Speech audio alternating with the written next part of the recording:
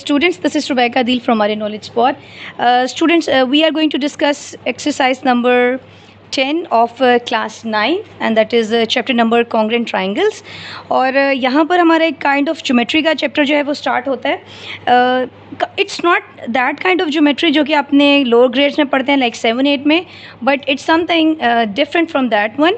यहाँ पर हमें उस तरह से ड्राइंग्स नहीं करनी पड़ती, वो चीज़ हमारा नहीं है ये. लेकिन यहाँ पर देखें डिफरेंट जो आपको पिक्चर्स नज़र आ रही हैं.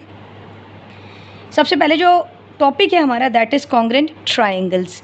Now the word maybe you heard first time what is the congruent triangles. You know what is a triangle, but you don't know what is the word congruent.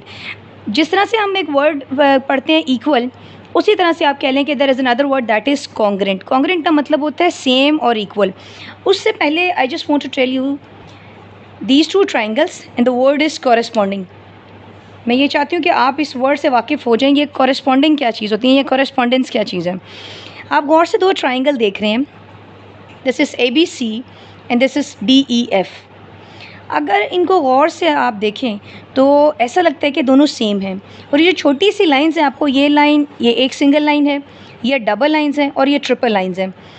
ये लाइंस लगाने का मकसद ये है कि that you should know that this line is corresponding to this line, this AC corresponding to this DF, this BC corresponding to this EF, and these little lines showing that they are equal. like ये line इसके equal है, ये इसके equal है और ये इसके equal है. और इसके अलावा आप ऐसे भी कह सकते हैं कि अब ज़रा डेफिनेशन देखें. Two triangles are said to be congruent triangles. Triangles को हम ऐसे भी लिख सकते हैं if their corresponding sides and angles are congruent और इक्वल. अब कॉरेस्पॉन्डिंग का मतलब देखें बच्चों ये है कि ये चीज़ इसके कॉरेस्पॉन्डिंग है, ये जो साइड है इसके कॉरेस्पॉन्डिंग है और ये साइड इसके कॉरेस्पॉन्डिंग है. ये कॉरेस्पॉन्डेंस बोलते हैं इस चीज़ को. ठीक है, ये कॉरेस्पॉन्डेंस है और ये इसके बराबर हैं. इसके अलावा अगर हम ट्राइंगल की बात करते हैं तो बहुत लोअर ग्रेड्स में आपने ट्राइंगल के बारे में पढ़ा है that triangles is a shape, is a polygon, कि जिसमें कहते हैं 3 एंगल्स होते हैं और 3 आपकी क्या होती हैं, साइड्स होती हैं. 3 एंगल्स और 3 जिसको आप साइड्स बोलते हैं. और ये जो एक आपको कॉर्नर नज़र आ रहा है इसको आपने कॉर्नर नहीं बोलना बल्कि ज्योमेट्री में इसको वर्टेक्स बोलते हैं. The word is vertex not a corner. Corner तो किसी भी चीज़ का हो सकता है पर ज्योमेट्री में स्पेशल जो वर्ड हम यूज़ करते हैं दैट इज़ वर्टेक्स. अब 3 वर्टेक्स हैं तो वर्टिसेस हो जाएगा. जब एक है तो हम बोलते हैं ये वर्टेक्स है. ठीक है, तो अब कॉरेस्पॉन्डेंस ये देखें, ये 2 डेफिनेशंस है, ये एक इसकी मज़ीद इसकी एलेबोरेशन है. ये देखें this M is for measurement. Measurement AB is okay. Now there is a symbol. आपके एग्ज़ाम में आपके MCQs में एक चीज़ पूछी जाती है, राइट दिस सिंबल और what is the symbol of congruent. So this is the symbol of congruent triangle का या कॉन्ग्रेंट जो वर्ड है उसका सिंबल आपके पास ये होता है. अब ये देखें जो मेजरमेंट, M फॉर मेजरमेंट, क्या मेजर कर रहे हैं, मेजर क्या कर रहे हैं कि AB किसके कॉन्ग्रेंट है, DE के. उसके बाद देखें BC किसके कॉन्ग्रेंट है, EF के. और AC किसके कॉन्ग्रेंट है, DF के. तो ये होगी साइड्स की कॉरेस्पॉन्डेंस. अब हम चेक करते हैं एंगल की. अब एंगल की जो रिप्रेजेंटेशन होती है this is the representation of angle. ये किसकी रिप्रेजेंटेशन है, ये एक सिंबल है और एक साइन है जो कि किसको शो कर रहा है, एंगल को. तो M for measuring, like measurement, आप पैमाइश कर रहे हैं, आप मेजर कर रहे हैं. मेजरमेंट एंगल B किसके कॉरेस्पॉन्डिंग है, E के. C किसके कॉरेस्पॉन्डिंग है, F के. और A किसके कॉरेस्पॉन्डिंग है, D के. ये सारी बात यहाँ लिखी हुई है. When you are going to write the definition in the paper, you have to write, you not only have to make the picture, okay, फिर इसके बाद आप ये definition लिखेंगे और उसके बाद ये चीज़ भी compulsory है. okay? इसको करने के बाद आपके पास जो एक्सरसाइज है वो बहुत सिंपल हो जाती है. Now see the review. अच्छा, दूसरी बात ये कि हम इसका पूरा चैप्टर अपने बोर्ड के लिहाज से अगर देखें, हमारा जो बोर्ड का एग्ज़ाम बनता है उसमें क्या करते हैं कि और ऐसा चीज़ें नहीं आती, बहुत रेयर क्वेश्चन आते हैं इस पूरे चैप्टर में से. We are only going to discuss the reviews of the chapter like 10, 11, 12, 13, 14, 15 and 16. और 17 की हार्डली हम डेफिनेशंस करेंगे. अब देखें ये जो चैप्टर नंबर 10 है इसका रिव्यू एक्सरसाइज का ये क्वेश्चन नंबर 4 है. This is important question for your papers. Okay, ये देखिए आपके पास आपको डायग्राम नज़र आ रही है. ये बुक में इसी तरह से डायग्राम मेंशन है. क्वेश्चन नंबर 4 में क्या मेंशन है, आपने मालूम क्या करना है, you have to find the value of M and X. ये पिक्चर इसी तरह से इसकी बनी हुई है. ठीक है, ये ट्राइंगल का नाम है ABC ये डी, ये इसको कटिंग की गई है इस तरह से, लाइन ये ड्रॉ परपेंडिकुलर ड्रॉ किया गया है ए डी, यहाँ पर 90 के एंगल बन रहे हैं दोनों तरफ।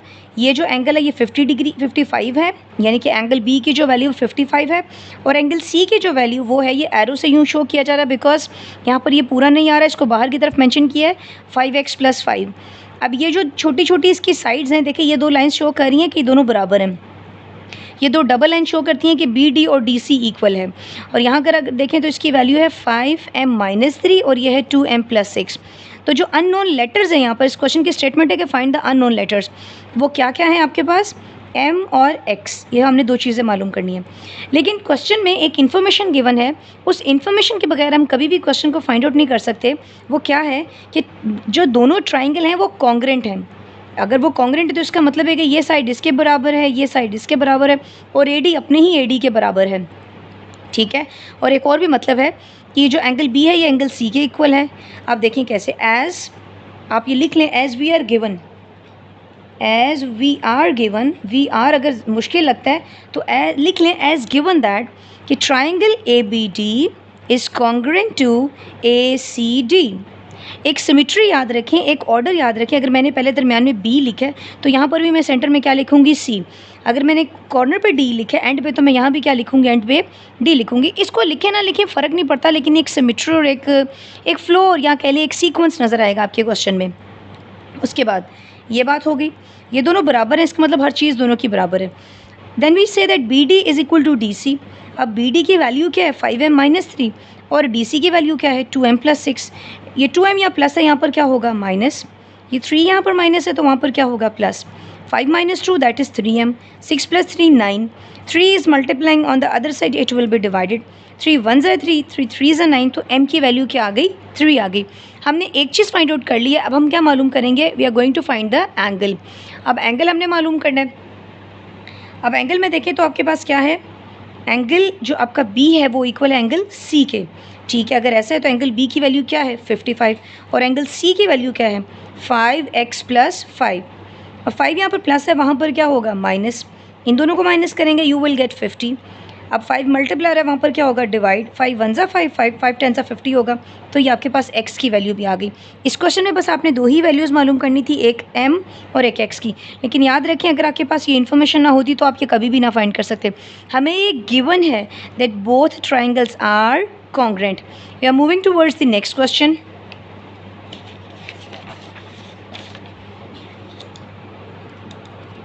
Okay, this is another question, that is question number 5।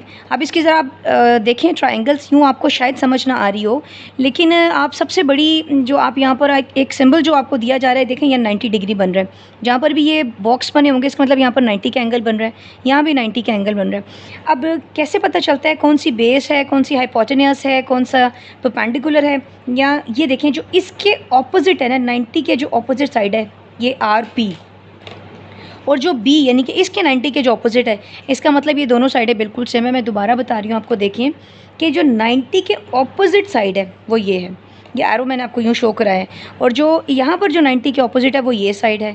अब क्वेश्चन नंबर पढ़े तो लिखा है if PQR, this is PQR and this is ABC, अगर वो कॉन्ग्रेंट हैं, वो दोनों बराबर हैं। ये सिंबल देखें, ज़रूरी नहीं होगा कि इंग्लिश में लिखा होगा कि they are congruent, but actually this symbol shows they are congruent. Congruent mean कि इनकी कॉरेस्पॉन्डिंग साइड्स बराबर हैं। इसका मतलब ये PR AC के बराबर है, जो QR है वो BC के बराबर है, जो छोटी साइड है AB ये किसके बराबर है, P और Q के इक्वल है।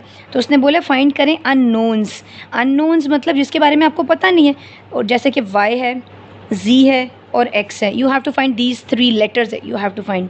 ओके, अब हम क्या करेंगे, हम लिखेंगे कि QP किसके इक्वल है, AB के। तो QP क्या है, X है, और AB की वैल्यू क्या है, 3 सेंटीमीटर। यहाँ से आपकी एक चीज़ X मालूम होगी।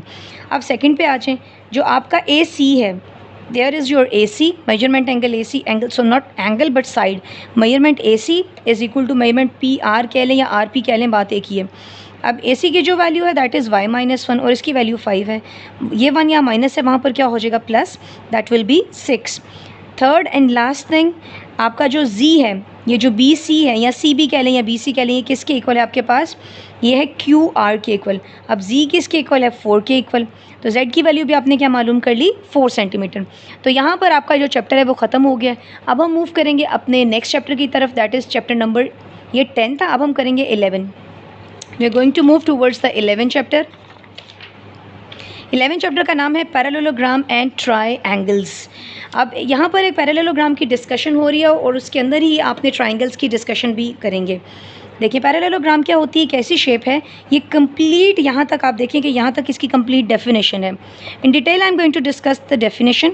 सो this is the shape of parallelogram. आप ये कह सकते हैं एक टिल्ड फॉर्म है रेक्टेंगल की, जो हमारी रेक्टेंगल है उसको ज़रा सा टिल्ड कर दें, टिल्ड का मतलब होता है थोड़ा सा टेढ़ा करेंगे तो आपके पास क्या बन जाती है, पैरेललोग्राम्स बनती है।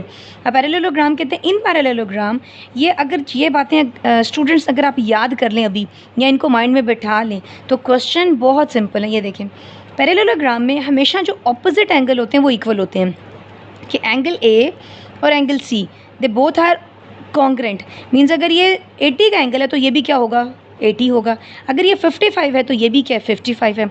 अगर ये 3 है तो ये भी क्या है, 3। लेट्स सपोज कर लें, ऐसे मैं एग्जांपल दे रही हूँ, तो ये दोनों एंगल बराबर होंगे। सिमिलरली एंगल बी और एंगल डी हमेशा इक्वल होंगे। Done, you can say equal और कॉन्ग्रेंट, नो प्रॉब्लम। नंबर 2 ये लिख दिया, angle A is congruent to angle C, opposite angles are equal. अब देखें नंबर 2 पॉइंट क्या है इस डेफिनेशन का। ये ना घबराएं कि डेफिनेशन बहुत लंबी है, याद कैसे करेंगे, but you have to, because ये चीज़ बहुत सिंपल है। इसको अपने वर्ड्स में कोई भी नाम देकर लेबलिंग कुछ भी कर सकते हैं, अपनी मर्ज़ी से करें, और बस इतनी सी बात आपने लिखनी है, क्योंकि इसकी वजह से आपकी जो एक्सरसाइज है वो बहुत सिंपल हो जाएगी। नेक्स्ट देखें, मेजरमेंट ए बी बराबर है मेजरमेंट डी सी। जो ए बी है किसके बराबर है, डी सी के। मीन्स जो ऑपोजिट साइड्स होती हैं वो इक्वल भी होती हैं और वो पैरेलल भी होती हैं। अब साइड्स इक्वल है मतलब ए बी जो बराबर है किसके, डी सी के, और जो ए डी है वो किसके बराबर है, बी सी के।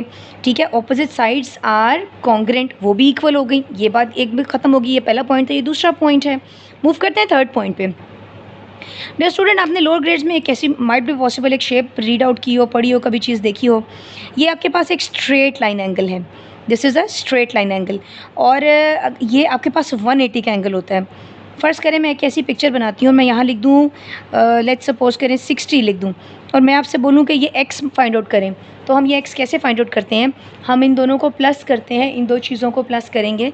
अगर x को 60 को प्लस करेंगे तो एक्चुअली आंसर 180 डिग्री आना चाहिए। ठीक है, क्योंकि ये एक स्ट्रेट लाइन है और स्ट्रेट लाइन पर लाइक करने वाले यहाँ जितनी भी मैं पार्टीशन कर दूँ इन सबको प्लस करने से क्या आएगा, 180 डिग्री आएगा। सिमिलरली आप ये याद रखें, और इसका एक और भी नाम है जिसको आप कहते हैं supplementary angle. Supplementary angle, may be you heard, not may be but definitely you have heard this word in your low grades. Okay, अब देखें इसका मतलब है कि ये दो, एक ये स्ट्रेट लाइन है, ये हाफ हाफ एंगल है इस तरह से, ये तो फुल है ना, यानी कि इन दो हाफ को जोड़ने से हमेशा आपके पास क्या आएगा, 180 डिग्री ही आएगा। तो हम ये बोलेंगे हमेशा angle A plus angle B is equal to 180 degree. अब इसको सपोज कर लें, angle B plus angle C is equal to 180 degree, then angle C plus angle D is equal to 180 degree, then angle D plus angle A is also equal to 180 degree. ये सारे, ये आप rule याद कर लें अच्छे से, और इसको कहते क्या है, sum of two angle on straight line is equal to 180 degree, और you can say this is by supplementary angle. These are two supplementary angle, ये होते हैं सप्लीमेंट्री एंगल। ओके, तीसरी जो लास्ट इसकी जो कंडीशन है वो ये है कि डायगोनल बाइसेक्ट ईच अदर। पहली बात है, I don't know you know और don't know what is a diagonal. Diagonal का मतलब होता है जब किसी भी शेप की, चाहे वो कोई भी शेप हो, लेकिन उसके डायगोनल्स ऐसे होने चाहिए जो उसके वर्टेक्स होते हैं। देखें ये एक सी वर्टेक्स है, ए वर्टेक्स है। जब हम दो वर्टेक्स को, ऑपोजिट वर्टेक्स को ज्वाइन करते हैं तो वो जो लाइन होती है दैट इज़ कॉल्ड डायगोनल। अब डायगोनल बाइसेक्ट करते हैं ईच अदर को, इस बात का मतलब है कि अगर ये 2 सेंटीमीटर है तो ये भी क्या होगा, 2 सेंटीमीटर। ठीक है, तो देखें हम ये कहते हैं ओ ए किसके इक्वल है, ओ सी के, और ओ डी किसके इक्वल है, ओ बी के। तो ये चीज़ होगी हमारी, ये आपकी कंप्लीट एक डेफिनेशन है पैरेललोग्राम की। एग्जाम में ये डेफिनेशन लिखने की ऐसे ज़रूरत नहीं है, बुक में मेंशन है डेफिनेशन पैरेललोग्राम की, वो इससे सिंपल है। ये हम इसलिए करते हैं कि इसकी हेल्प से हम अपने क्वेश्चन सॉल्व करते हैं। ओके, अब आप आ जाइए क्वेश्चंस पे। आपकी रिव्यू एक्सरसाइज 11 है, आपका पेज नंबर 209 है। हम सिर्फ यही क्वेश्चन करेंगे क्योंकि हमारे एग्जाम में यही क्वेश्चन इंपॉर्टेंट है। Question number 3, find unknowns. Again जो चैप्टर 10 था उसमें भी अननोन्स फाइंड आउट करने थे। ये आपकी डायग्राम है, देखें ये पैरेललोग्राम है, ये थोड़ी सी टिल्ड होनी चाहिए थी जो कि मुझसे उस तरह से ऐसे नहीं बन सकी। ये एम है, एन है, ये 75 का एंगल है और ये एक्स है और ये एक्सटीरियर एंगल है। अभी आपकी सारी डिस्कशन इंटीरियर होनी चाहिए कि मतलब अभी आपने इस पैरेललोग्राम के अंदर रहना है। You don't discuss this angle right now, इसको हम एंड पे डिस्कस करेंगे। तो पहले हम इंटीरियर एंगल अपने मालूम कर लेंगे, ठीक है। ऑपोजिट एंगल्स आर कॉन्ग्रेंट, हमें पता है और क्वेश्चन में गिवन था कि बस उन्होंने ये कहा कि अननोन्स मालूम करें। अब हमें पता है कि ये जो पिक्चर है वो लिखा होगा सवाल में कि पैरेललोग्राम है आपके पास और आपने अननोन्स मालूम करने हैं। अब आपको ये सारी बातें बारी बारी पता होनी चाहिए। जैसे पहली बात क्या थी कि ऑपोजिट एंगल बराबर होने चाहिए, ऑपोजिट साइड्स इक्वल होनी चाहिए। हम एक काम करते हैं, हमें पता है कि ऑपोजिट एंगल बराबर है, इसका मतलब एन और 75 तो इक्वल होने चाहिए। मीन्स अगर ये 75 है तो ये भी 75 होगा। तो हम ये लिखना बहुत ज़रूरी है, इंग्लिश में ऐसे मेंशन करना, as opposite angles are congruent और इक्वल। तो इसका मतलब है कि एंगल जो एन है वो किसके इक्वल है, 75 के इक्वल। आपके पास पहली वैल्यू आपको फाइंड आउट हो चुकी है। अब आप देखें कि अब क्या करेंगे। देखें हमें ना एम का पता है ना एक्स का पता है, जो हम कहते हैं ये हैं तो बराबर, but we don't have a value, we are not having any value. जैसे हमने इसको फ़ौरन से कह दिया कि एन इसके इक्वल है, ये एक नंबर है, यहाँ पर हमें किसी का भी नहीं पता। तो हम अब अपनी ये वाली इन्फॉर्मेशन यूज़ करेंगे कि जब हम इन दोनों को प्लस करेंगे, मीन सप्लीमेंट्री एंगल, हम एम को 75 में ऐड करेंगे तो आंसर क्या आएगा, 180 डिग्री आएगा। ओके अब देखें 75 यहाँ पर प्लस है, वहाँ पर जाके क्या हो जाएगा, माइनस हो जाएगा। When you are doing subtraction of at this step you will get 105। अब देखें, अब अगर m 105 है तो डेफिनेटली बात है कि x की वैल्यू भी क्या आएगी, 105 आएगी, ठीक है। हम बोलेंगे as opposite angles are congruent, आप चाहे इंग्लिश में वो वर्ड लिख लें आर कॉन्ग्रेंट, चाहे सिंबल लगा दें। ऑपोजिट एंगल बराबर है, इसका मतलब कि एंगल m जो है और एंगल x दोनों इक्वल हैं। अब बात यह है कि m की वैल्यू तो बिल्कुल अभी अभी फाइंड आउट की है, वो 105 है, तो एंगल x की वैल्यू भी क्या आ गई, 105 आ गई। इसका मतलब यह है कि हमने x की वैल्यू भी फाइंड आउट कर ली है। अब हमारे पास क्या रह गया, y रह गया, और y तो वैसे भी एक्सटीरियर एंगल है। इसको करने के बहुत से और भी तरीके हो सकते हैं, आपने शायद कि अपने ट्यूटर से या कहीं से किसी और तरीके से सीखा हो, आप चाहें तो कोई और मेथड भी अप्लाई कर सकते हैं। आप गौर से देखें इस पिक्चर को जो मैंने अभी ऊपर बनाई है, ये एक स्ट्रेट लाइन है, ये एक एंगल है, इनको प्लस करने से क्या आना चाहिए, 180 डिग्री। मैं वो सेम मेथड अप्लाई करने जा रही हूँ। ये देखें इस तरह से ये बन रही है पिक्चर यूँ, तो एंगल एक्स और एंगल वाई को जमा करने से क्या आएगा, 180 degree. Don't forget to write all the English statement that I am going to write. इन चीज़ों के बगैर ये ना सोचें कि शायद कोई एक्स्ट्रा है, बिकॉज इसके बगैर आपका क्वेश्चन इनकम्प्लीट है। मैं अगर आपकी एग्जामिनर हूँ या कोई और भी है, आई डोंट थिंक सो कि वो टीचर को, एग्जामिनर को आपका क्वेश्चन सही करना चाहिए। Till then you are not giving this information to your teacher properly, then you will get the full marks. Okay उसके बाद x की वैल्यू क्या है, अभी आपने फाइंड की, दैट इज़ 105। ये x की वैल्यू लिखी है और ये y की आपको पता नहीं, वो आपको फाइंड आउट करना है। अब ये 105 यहाँ पर प्लस हो रहा है, वहाँ पर क्या होगा, माइनस होगा। When you are going to subtract these two numbers you will get 75, और यहाँ पर आपने y का भी आंसर अपना फाइंड आउट कर लिया। अब यहाँ पर आपका ये सवाल हो गया ख़त्म। अब हम करेंगे नेक्स्ट हमारा क्वेश्चन। नेक्स्ट देखें, ये क्वेश्चन नंबर 3 था। Now this is your question number 4. Okay, question number 4 देखें आपका। तो क्वेश्चन नंबर 4 में देखें, if the given figures figure ABCD is a parallelogram, then find x and m. अब ये एक और पिक्चर आपको नज़र आ रही है, फिर वो कह रहा है कि ये पिक्चर है, पैरेललोग्राम का नाम क्या है, ABCD। आपने अननोन मालूम करना है, अननोन आपको very clear you are that x and m you have to find. हम फिर से वही सारा क्राइटेरिया यूज़ करेंगे जो हमने अभी रिसेंटली अभी पिछले क्वेश्चन में किया है। अब देखिए सोल्यूशन में क्या लिखेंगे, ऑपोजिट एंगल्स आर कॉन्ग्रेंट। अब ऑपोजिट एंगल्स अगर कॉन्ग्रेंट है तो इसका मतलब है कि एंगल A और एंगल C इक्वल है। अब 55 इज इक्वल टू 11x। अब 11 या मल्टीप्लाई है, वहाँ पर क्या होगा, डिवाइड, ये आ जाएगा 5। अब x की वैल्यू क्या आ गई, 5, एक आप वैल्यू फाइंड आउट कर चुके हैं। अब दूसरी बात, अब हम कैसे करेंगे, हमें नहीं पता कि हम ये m कैसे फाइंड आउट करेंगे, पर हमें वही जो हमने अभी थोड़ी देर पहले एक चीज़ पढ़ी है कि बाय सप्लीमेंट्री एंगल, ये एक स्ट्रेट लाइन है, यहाँ पर इन दोनों एंगल को जमा करने से आप बताएं क्या आएगा। Yes it is 180 degree. हम बोलेंगे कि angle C, naught angle C, this is angle A, क्योंकि A पे 55 बन रहा है। एंगल ए और एंगल डी को प्लस करने से क्या आएगा, 180 डिग्री आएगा। अब एंगल ए की वैल्यू क्या है, 55 है। एंगल डी की वैल्यू क्या है, 5m + 10, और ये 180 आ गया। अब 55 और 10 को प्लस करेंगे तो 65 आएगा। फिर 65 को वहाँ शिफ्ट कर दें तो -65 होगा। इन दोनों को माइनस करेंगे तो 115 होगा। 5 या मल्टीप्लायर है, वहाँ जाके क्या होगा, डिवाइड होगा। इन दोनों को डिवाइड करेंगे, यू विल गेट 23 डिग्री, और यही इसका आंसर है। और यही बस, यहीं पर ये क्वेश्चन ख़त्म हो जाता है। ये ना सोचें अभी शायद आपको मुश्किल भी लग रही हो, I don't know you feel easy about it, but these are important question. Okay, moving towards the next part, that is question number 5। Again the given figure LMNP is a parallelogram, find MNN। इसमें आपने क्या मालूम करना, एक parallelogram है, again you have to find M and N। Okay, नाम इसका आपको गिवन है, नाम इसका कुछ भी हो सकता है, इससे फ़र्क नहीं पड़ता। और यहाँ पर एंगल का कोई कंसर्न नहीं है, एंगल को आपने नहीं देखना है, वैसे उन्होंने एंगल बनाए हैं, लेकिन हमें ये चाहिए नहीं, हमें रिक्वायर्ड नहीं है। हमें क्या मालूम करना है, M और N मालूम करना है। अब अगर आप गौर से देखें, हमने वो पहली डेफिनेशन में पढ़ा था, हमने फर्स्ट डेफिनेशन में पढ़ा था कि जो अपोजिट साइड्स होती हैं वो इक्वल होती हैं। इसका मतलब है कि LM इक्वल है किसके, PN के। और ये ऊपर लाइन लगाना ज़रूरी है क्योंकि ये लाइन सेगमेंट है और आपने ये शो करना है। मैं अगली अब इसी वीडियो में आपको बताती हूँ कि लाइन क्या है, लाइन सेगमेंट क्या है, ये आपको पता होना चाहिए। अब LM की वैल्यू क्या है, 8m - 4, और PN की वैल्यू क्या है, 8 है। ये सॉल्व ही नहीं हो सकते क्योंकि ना M का पता है ना N का पता है। इसको कहते हैं इक्वेशन नंबर 1। अब ये साइड इक्वल है, हम कह दें कि LP किसके इक्वल है, MN के, वो भी लिख दिया। अब LP की वैल्यू क्या है, 4m + N, और ये 10 है, ये इक्वेशन नंबर 2 है। अब थोड़ा सा इसको सॉल्व करते हैं। अगर देखें इस इक्वेशन में से, यूजिंग दिस इक्वेशन नंबर 1, मैंने यहाँ से 4 कॉमन ले लिया, 4 2 ज़ा 8, 4 1 ज़ा 1। अब 4 मल्टीप्लायर है, वहाँ जाके क्या होगा, डिवाइड होगा, 4 2 ज़ा 8। इसको आप कह दें equation number 3। This is your equation number 3, ये आपकी इक्वेशन नंबर 3 है।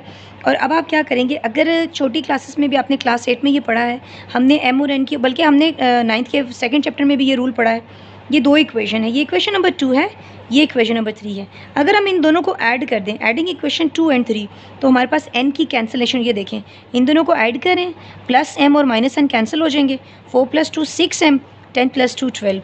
अब 6 मल्टीप्लायर है, वहाँ पर क्या हो जाएगा, डिवाइड हो जाएगा। अब एक वैल्यू उसने कहा था M और N मालूम करो, हमने M तो मालूम कर लिया, अब N कैसे मालूम करेंगे, आपकी मर्ज़ी है। M की वैल्यू चाहे आप इक्वेशन 1 में पुट करें, चाहे आप इक्वेशन 2 में पुट करें, और you can put also in equation number 3। हमेशा एक आसानी की तरफ जाया करें। देखें ये एक ईजी इक्वेशन है, हम इसमें डायरेक्ट पुट करेंगे, हमारे पास जल्दी से वैल्यू आ सकती है, जिसमें करेंगे आंसर सेम ही आएगा। ये देखें, ये था 2, M की जगह उसकी वैल्यू लिखी, 2 2 ज़ा 4, ये वैसे ही आ गया सब कुछ। 4 यहाँ प्लस है, वहाँ जाके क्या होगा, माइनस, इनको माइनस करेंगे तो -2 आएगा, दोनों तरफ माइनस की कैंसिलेशन, तो N की वैल्यू क्या आ गई, 2। M की वैल्यू आपके पास क्या थी, 2, और N की वैल्यू भी क्या आ गई, 2। तो यह आपका इसका सोल्यूशन है, आपने दोनों वैल्यूज़ फाइंड आउट कर ली। अब हम मूव करते हैं अपने नेक्स्ट जो चैप्टर है हमारा चैप्टर, इसका एक और क्वेश्चन रह गया, सॉरी, ये देखिए इसका नेक्स्ट क्वेश्चन है क्वेश्चन नंबर 6। इन क्वेश्चन नंबर 5 अब ये करना क्या है, ये जो अभी आपने क्वेश्चन किया है, ये वाला जो क्वेश्चन है, ये क्वेश्चन पढ़े पहले इसको। In question number 5, sum of the opposite angles of a parallelogram is 110, find the remaining angles मालूम करने। मैंने इस पिक्चर को यहाँ पे ड्रॉ किया है, लेकिन सिर्फ एंगल ड्रॉ किए हैं क्योंकि अब यहाँ पर साइड का कोई काम नहीं है। डियर स्टूडेंट्स, कभी क्वेश्चन वैसे चेंज होके यूँ पंजाब बोर्ड में ऐसा क्वेश्चन आता नहीं है कि वो चेंज कर दें, लेकिन इन केस अगर कभी हो भी जाए तो you should be ready for that. वो कैसे, कि अब ऐसे कोई ट्रायंगल पैरेललोग्राम बनी हुई है और आपने क्या करना है, वो आपसे कहता है कि 2 एंगल उसने आपको बता दिए और बाकी 2 आपने फाइंड आउट करने हैं। तो वो बहुत सिंपल है, वही पहली डेफिनेशन में जो रूल था कि आप अगर ये एक स्ट्रेट लाइन है, L और P को प्लस करने से क्या आएगा, 180। आप चाहे ऐसे कर लें और आप चाहे ऐसे भी कर लें, P और N को जमा करने से 180 आएगा, M और N को जो मर्जी जैसे मर्जी कर सकते हैं। तो मैंने लिखा है angle L plus angle P is equal to 180 degree. अब देखें यहाँ पर L की वैल्यू क्या है, 55, वैसे लिख वो आ जाएगी। P का हमें पता नहीं है, 55 यहाँ प्लस है, वहाँ पर क्या हो जाएगा, माइनस, दोनों को माइनस करेंगे तो क्या आ जाएगा, 125। अगर P 125 है तो डेफिनेटली P के ऑपोजिट M है, तो M की वैल्यू भी क्या हो जाएगी, 125। तो बस इसका इतना सही आंसर है। We are going towards the next chapter, that is chapter number 12, unit 12 है। होप सो ये आपको पैरेललोग्राम की समझ आ गई होगी। अगर आप कुछ और एग्जांपल चाहते हैं कि मैं आपको इसकी एग्जांपल बता दूं तो मैं खुद से आपको कुछ इसकी एग्जांपल दे सकती हूँ। If you want then just let me know. Okay, हम करने लगे हैं इसका जो चैप्टर नंबर 12 है उसका नाम है line bisector and angle bisectors. Before I am going to start the exercise, actually मैं आपको एक बहुत इन्फॉर्मेशन देना चाह रही हूँ जो कि बड़ी इन्फॉर्मेटिव होनी है, और वो बहुत छोटे ग्रेड से आप पढ़ते आ रहे हैं। क्लास 4 में पहली बार आप पढ़ते हैं लाइन क्या है, और वो आपको पता होना चाहिए बिकॉज आपका ग्रेड बहुत बहुत ऊपर है क्योंकि आप क्लास 9th में हैं। डियर स्टूडेंट, लाइन एक ऐसी चीज़ रिप्रेजेंट करती है, देखें इसके दोनों तरफ एरोज़ हैं और एरोज़ ये शो करते हैं कि ये इन्फिनिट है, मीन्स ये इधर भी चलती जा रही है और ये यहाँ भी जा रही है, ये कभी ख़त्म नहीं हो सकती लाइन ये एरोज़ जो देखें, एरो का मतलब इधर जा रहा है, दोनों तरफ लेफ्ट एंड राइट दोनों तरफ मूव कर रही है। This is your line segment एक एलिमेंट है, एक ऐसी चीज़ है जो एक्चुअली लाइन के अंदर से निकालते हैं। मीन्स मैं इतना सा पोर्शन निकाल के यहाँ मैंने रख दिया है और ये है आपकी लाइन सेगमेंट, और इसके दोनों पॉइंट एंड पॉइंट्स हैं। ये इसलिए भी ज़रूरी है स्टूडेंट्स क्योंकि आपके MCQs में पूछा जाता है how many and point a line segment is having, कि एक लाइन सेगमेंट के कितने एंड पॉइंट होते हैं। तो एक लाइन सेगमेंट के 2 एंड पॉइंट होते हैं। अगर आपसे ये पूछा जाए एक लाइन के कितने एंड पॉइंट होते हैं, a line has no end point, line का कोई एंड पॉइंट नहीं होता, जबकि लाइन सेगमेंट के 2 एंड पॉइंट आपके पास होते हैं।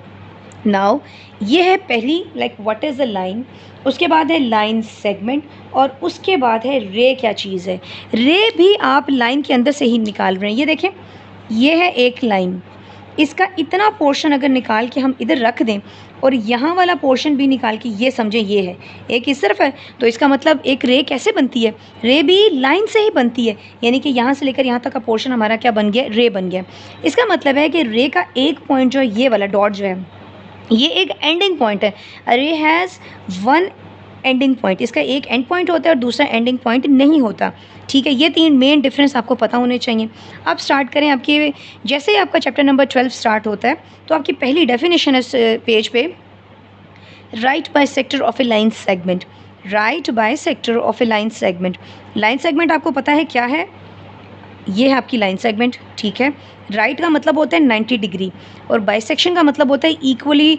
जहाँ पर भी आपके पास ये वर्ड आएगा बाइसेक्टर, तो बाय का मतलब हमेशा होता है 2, बाय का मतलब होगा 2। बाइसेक्शन हो, एंगल बाइसेक्टर हो, लाइन बाइसेक्टर हो, कि उसको 2 इक्वल हिस्सों में आपने डिवाइड करना है। अब ज़रा पहले डेफिनेशन पढ़े, मैं आपको एक्सप्लेन करती हूँ। आ लाइन, ये है आपके पास लाइन ए बी, इसकी पिक्चर है। A line is called a right bisector of a line segment. This is the line segment. If it is perpendicular to the line segment, वो perpendicular है, और इस perpendicular का मतलब हमेशा है 90 डिग्री। 90 डिग्री, परपेंडिकुलर का मतलब क्या है, 90 डिग्री। ये देखें, ये जो लाइन है इस पर इस तरह से इंटरसेक्ट कर रही है, नॉट इंटरसेक्ट बट बाइसेक्ट। ये जो लाइन है, मैं पहले आपको एक्सप्लेन कर देती हूँ, then I read it. A line is bisecting the line segment in such a way that it is perpendicular, ये दोनों एक दूसरे के परपेंडिकुलर हैं। अगर परपेंडिकुलर है इसका मतलब यहाँ पर 90 का एंगल बनेगा। ठीक है, वैसे राइट का मतलब भी यही होता है, और बाइसेक्शन का मतलब है कि इस तरह से होना चाहिए कि दोनों ये मिड पॉइंट पे इसको बाइसेक्ट करें, कि अगर ये 4 सेंटीमीटर तो ये भी क्या 4 सेंटीमीटर। अब देखें, a line is called a right bisector of a line segment if it is perpendicular to the line segment and passes through its midpoint, और वो कहाँ से पास करी है, उसके मिड पॉइंट में से पास करी है। तो ये आपकी बहुत इंपॉर्टेंट डेफिनेशन है, right bisector of a line segment. There is another important definition, that is bisector of an angle. फिर बाइसेक्शन आ गई है, फिर बाय का मतलब 2 इक्वली डिवीजन हो रही है, जैसे इसकी इक्वली डिवीजन हुई है। लेकिन अब कहाँ पर आप बाइसेक्शन कर रहे हैं, अब एक एंगल की बाइसेक्शन कर रहे हैं। एंगल क्या है, आपको एंगल का पता होना चाहिए। एक एंगल जो है, एंगल मैं आपको 2 पेन्स रख के शो कराती हूँ कि एंगल क्या होते हैं। ये देखें, ये आपका एंगल बन रहा है, या आप ऐसे कह लें कि ये है आपका एंगल, इस तरीके से ये आपका एंगल बनता है। पेन से देखें तो इस जगह पे आप एंगल फॉर्म करते हैं, यहाँ पर एंगल बन रहा है। जब 2 लाइंस इस तरह से किसी एक पॉइंट से निकलती हैं तो यहाँ पे आपके पास क्या बन जाता है, एंगल। ठीक है, दिस इज़ योर एंगल। देखें, अ रे, अब एंगल हमेशा रेस का ताल्लुक होता है, रे से। रे जो ये वाली थी, ये पिक्चर पहले देख लें, यहाँ पर ये थी एक इस तरह से यूँ शेप बनी होगी, ये दरमियान में से एक रे गुजरी है, कहाँ से, बी से। बी पी एक रे है, इस तरह से a ray B P is called the bisector of a line segment if it divides the angle into 2 equal part. Equal क्यों कहा जा रहा है, ये वर्ड देखें, इसका बाइसेक्टर का मतलब क्या है, इक्वली 2 डिवीजन में इसकी डिवीजन होगी। अरे बी पी, इसका नाम क्या है, B P is called the bisector of angle A B C, like A B C. इस ए बी सी को इस रे ने ऐसे कट किया है, if P is the point in the interior, interior का मतलब है डियर स्टूडेंट्स ये देखें ये एक एंगल है, जैसे ये एक पेन था ये एक पेन है, तो P इसके दरमियान में कहीं आ रहा है, P is the interior of the angle and ये देखें अब ये क्या लिखा है, measurement M for measurement angle ABP is equal to measurement angle PBC, कि अगर ये 6 फर्स्ट करें अगर ये 30 है तो ये भी क्या होगा 30 होगा। इसको बोलते हैं बाइसेक्टर ऑफ एन एंगल, कि आपने एंगल को बाइसेक्ट कर दिया, इक्वली 2 पार्ट्स में डिवाइड कर दिया, तो इसको बोलते हैं, ये डेफिनेशन है bisector of an angle. This is also an important definition, could be possible in chapter number 17 जो हमारा लास्ट पोर्शन आता है पेपर का, उसमें आ सकती है। अब हमारी इसकी रिव्यू एक्सरसाइज है, रिव्यू के 2 क्वेश्चन हम करेंगे और ये हमारे पास पहला है, देखें review exercise 12 question number 4 and question number 5। If the given triangle ABC is equilateral, अब देखें यहाँ पर एक वर्ड आपको नज़र आ रहा है, दैट इज़ इक्विलेटरल। इक्विलेटरल मतलब जिसकी तीनों साइड्स भी बराबर होती हैं और जिसके तीनों एंगल भी बराबर होते हैं। आपने ये जो बात है बहुत लोअर ग्रेड्स में सुनी होगी, नॉर्मली स्टूडेंट्स फॉरगेट जो चीज़ें आप लोअर ग्रेड में पढ़े होते हैं। अब देखिए अगर इसका मतलब है कि यहाँ भी 60 का एंगल बन रहा है, यहाँ भी 60 और यहाँ भी, ये कैसे, ये यहाँ पर गिवन नहीं होगा, ये आपको पता होना चाहिए कि इक्विलेटरल की ये करेक्टरिस्टिक है, ये इक्विलेटरल ट्राइंगल की एक प्रॉपर्टी है। And AD is the bisector of an angle, अभी अभी आपने बाइसेक्शन को पढ़ा है। अब AD का मतलब इसको समझेंगे इस तरह से, जैसे वो पिक्चर उस तरह से बनी थी ना, ये ऐसे है और यहाँ से एक रे यूँ निकली है ये चीज़, तो इसका मतलब है ये दोनों एंगल क्या होंगे, बराबर होंगे, ये बिल्कुल ऐसे ही है। अब देखें AD is the bisector of an angle A, यहाँ से वो लाइन निकली, इसका मतलब दोनों एंगल इक्वल हैं। Find the values of X, Y and Z। अब देखें as given that triangle is an equilateral triangle, हमें ये पता है कि ट्राइंगल कैसी इक्विलेटरल है। अगर ऐसा है then their sides and angles are also equal, side भी बराबर है और उनके एंगल भी बराबर हैं। Number 1 angle A, angle B and angle C are equal to 60 degree. Why? Because of this word, because equilateral triangle है। अगर ऐसा है, और दूसरी बात नंबर 2 पॉइंट देखें, AB, BC और AC ये तीनों हमारे पास बिल्कुल इक्वल लेंथ में है क्योंकि ट्राइंगल इक्विलेटरल है। अगर एंगल A बाइसेक्शन कर रहे हैं और एंगल A अगर बाइसेक्टर है यहाँ पर, तो इसका मतलब है कि अगर देखा जाए तो एंगल A किसके इक्वल है, अगर X और Y के, XY को प्लस करके एंगल A आ रहा है, हमें पता है कि ये पूरा एंगल 60 है, तो इसका ये नेचुरल बात है, ये बाइसेक्शन है, तो दोनों इक्वल है X और Y। तो ये X की वैल्यू क्या है 30 है और Y की वैल्यू क्या है 30 है। हमने फाइंड आउट क्या करना था, X और Y को फाइंड आउट करना था, तो एंगल X और एंगल Y दोनों किसके बराबर आ जाएंगे, 60 के इक्वल आ जाएंगे। अब Z की बात करते हैं, अभी हमने ऊपर देखा है कि ABC सारे 60 हैं, तो B एक्चुअली क्या है, Z है, तो Z की वैल्यू क्या होगी 60 डिग्री। ये भी काम खत्म हो गया और ये इसका आंसर था, बहुत छोटा सा सवाल है और ये इसका आंसर आ गया। अब देखते हैं क्वेश्चन नंबर 5। क्वेश्चन नंबर 5 देखें, in the given congruent triangle LMO and LNO, ये दोनों ट्राइंगल कॉन्ग्रुएंट है, उसने हमें ये इन्फॉर्मेशन दी है कि दोनों बराबर हैं। अगर बराबर है तो उसने कहा है X और M की वैल्यू फाइंड करें। डियर स्टूडेंट अगर ये बात ना हो कभी, तो हम कभी भी इनकी वैल्यू फाइंड आउट नहीं कर सकते, पर वो उसने हमें एक इन्फॉर्मेशन दी है कि दोनों बराबर हैं। अगर बराबर है इसका मतलब कि LM किसके इक्वल है, LN के। हम पहले लिखते हैं कि एस LMO कॉन्ग्रुएंट है LNO, corresponding triangles are congruent, कि दोनों जो ट्राइंगल्स हैं वो बराबर हैं और उनकी कॉरेस्पॉन्डेंस बराबर है, हर चीज़ कॉरेस्पॉन्डिंग है। LM किसके इक्वल है, LN के।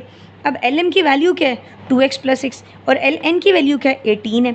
अब 6 यहाँ प्लस है, वहाँ जाके क्या हो जाएगा minus, when you subtract you will gate 12, 2 multiplier वहाँ जा क्या होगा डिवाइड, तो 2 1 2, 2 6 12। यहाँ से आपने x की वैल्यू फाइंड आउट कर ली। अब आप देखते हैं m की वैल्यू। अब हमें पता है कि दोनों ट्राइंगल बराबर हैं, इसका मतलब LM LN के बराबर है, MO ON के बराबर है, तो हम लिखते हैं MO is equal to ON या NO कर लें। अच्छा अब यहाँ पर MO किसके इक्वल है, M के इक्वल है, और ON या NO किसके बराबर है 12 के, तो यहाँ से आपने M की वैल्यू भी फाइंड आउट कर ली। यही हमारा लास्ट क्वेश्चन है इसका जो हमने करना है, ये इंपॉर्टेंट क्वेश्चन यही पेपर में आते हैं और यहाँ पे हमारा चैप्टर 12 भी ख़त्म हो गया। और डियर स्टूडेंट्स होप सो कि आपको समझ आएगी। Still if you have some issues you can ask me. I will see you in the next video. Till then take care and bye bye.